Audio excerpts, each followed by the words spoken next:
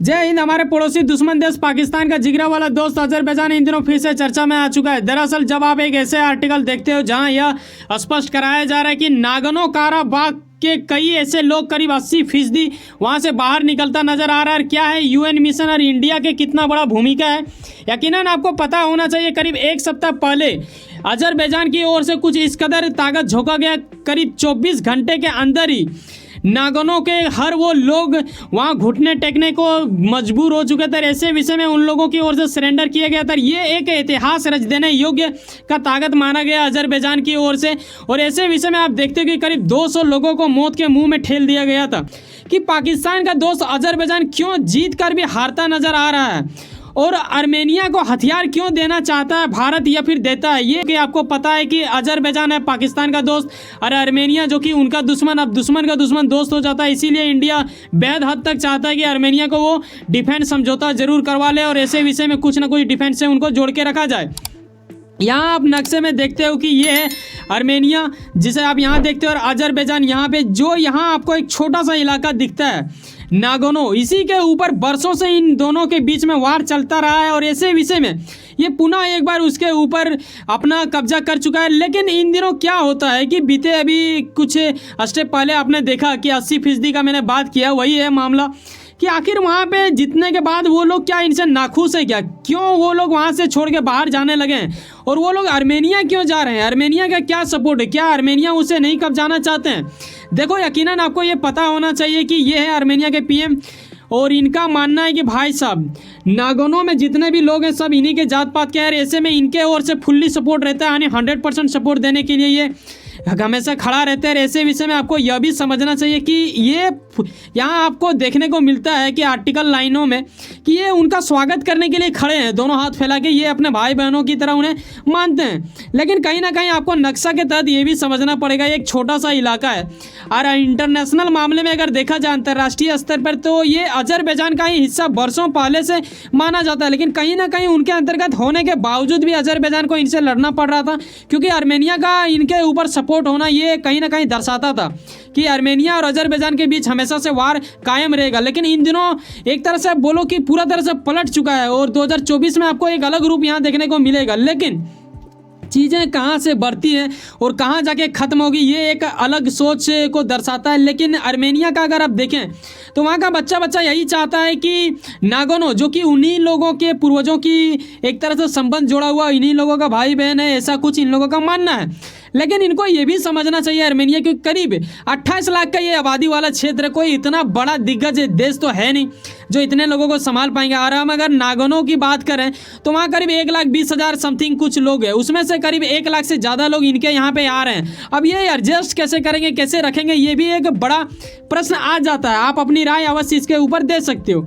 लेकिन कहीं ना कहीं जब आप यहाँ पे ये देख लेते हो जहाँ स्पष्ट आर्टिकल के माध्यम से लिखा जा रहा है कि 1,04,117 शरणार्थी यहाँ पे पहुँच चुके हैं, ये एक थोड़ा सा बैलेंस को बिगाड़ देने की स्थिति उत्पन्न करेगा, इसे सोचना चाहिए। लेकिन वहाँ के प्रधानमंत्री फुल्ली कॉन्फिडेंस में कि नहीं वो उनके ओर से ये हो जाएगा। लेकिन कहीं ना कहीं वह यादों से बड़ा इस्लामिक धर्म मानने वाला एक छोटा सा देश पाकिस्तान से ताल्लुक जुड़ ही चुका है, तो हम इनके ऊपर बात ना करें तो फिर मज़ा ही क्या आएगा। इंडियन होने का सबसे मज़ा फ़ायदा यही होता है कि हम जब चाहें तब इनके ऊपर कुछ ना कुछ एक थोड़ा सा मनोरंजन कर सकते हैं। वही करता है पाकिस्तान भिखारी, आपको पता है। देखो यकीनन यही वजह था कि इंडिया की ओर से आर्मेनिया को दिया जा रहा था हथियार डिफेंस के मामले में। इस आर्टिकल के माध्यम से आप देखते हो जो कि 11 अगस्त का यहाँ आर्टिकल आप देखते हो, उन दिनों क्या हुआ था कि अजरबैजान की ओर से काफ़ी बौखलाहट मच चुका था। ये इस कदर करने लगे थे मानो ये कुछ कर देगा इंडिया को। लेकिन ऐसा कुछ करना सोचना थोड़ा मूर्खता वाली बात हो जाता है, क्योंकि इंडिया अब नेक्स्ट लेवल में चला गया है। अब बराबरी करना एक हद वाली बात होता है। पाकिस्तान चिल्लाता है, उसी तरह ये पाकिस्तान का दोस्त है, तब समझ सकते हो। एक तो पाकिस्तान वहियाद है, उनका दोस्त कितना बड़ा वहियाद होगा आप अंदाजा लगाओ।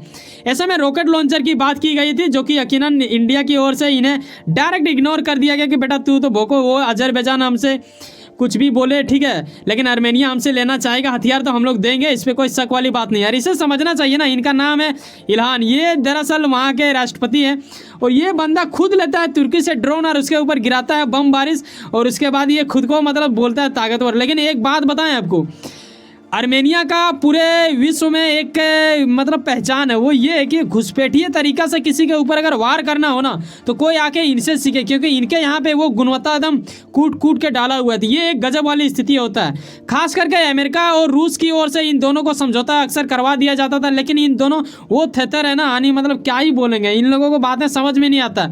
एग्रीमेंट करने के बावजूद, साइन करने के बावजूद भी ये लोग भूल जाते हैं, फिर से वार शुरू करते हैं। और एक गजब वाली मजा आपको ये भी लगा होगा कि रूस क्या समझाने जाता है, ये जो खुद से लड़ता है। जी हाँ, ये लड़ता है अपने यहाँ पे, लेकिन दूसरे यहाँ पे जो लोग लड़ रहा होता है उसे ये समझाने भी जाते हैं। ऐसा इन्होंने इतिहास में पहले कर चुका है, इन दिनों भी इनका योगदान होता है वहाँ पे करने के लिए।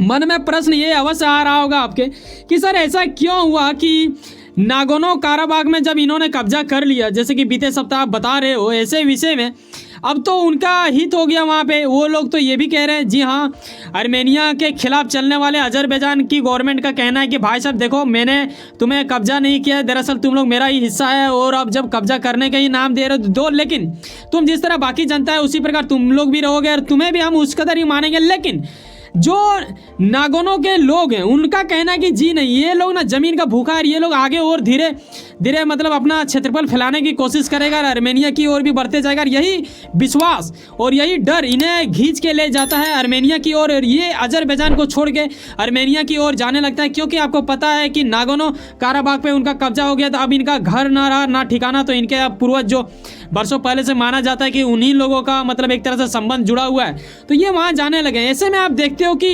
USAID यानी हम बात कर रहे हैं United state agency for international development की ओर से एक टीम आता है, उनके ओर से चेतावनी दी जाती है कि भाई साहब, काराबाग से जितने भी लोग वहाँ से निकले हैं ये लोग कुपोषण और गंभीरता पूर्वक मतलब पूरा तरह से आप बोलो ना कि पीड़ित हो चुके हैं। ये आखिर क्यों बोला जा रहा है, देखो मैं बताना चाहूँगा। मैप यहाँ पे आप देखते हो, ये जो रेड कलर का आपको दिख रहा है, नागोर्नो और आर्मेनिया के बीच एक छोटा सा यहाँ पे लग रहा होगा मैप में दिखने में सटा हुआ है, लेकिन वहाँ थोड़ा सा स्पेस है, ठीक है। और वहाँ कॉरिडोर बनाया गया है।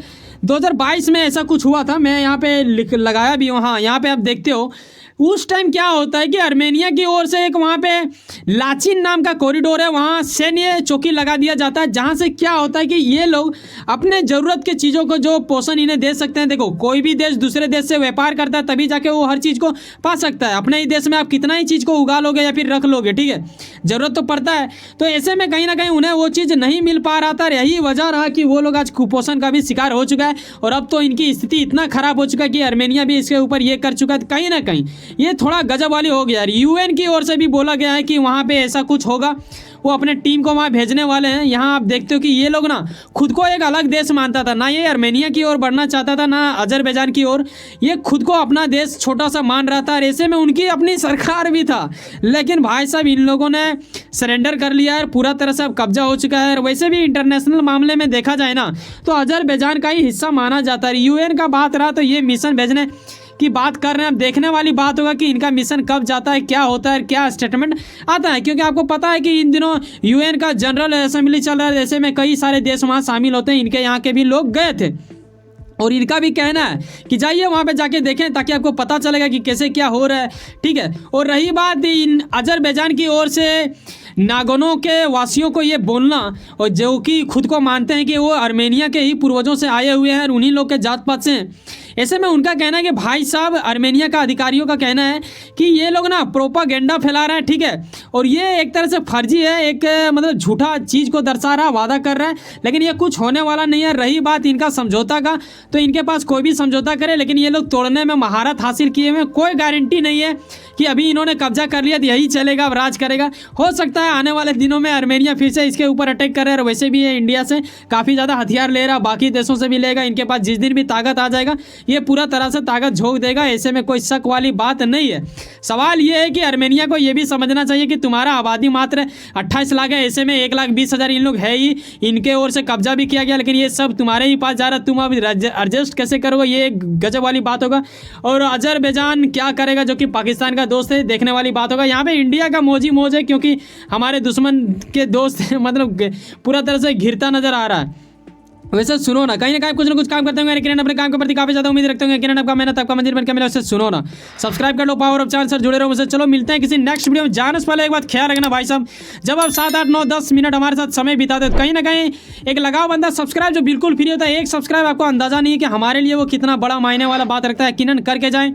मिलते हैं किसी नेक्स्ट वीडियो में। बाय, जय हिंद, जय भारत।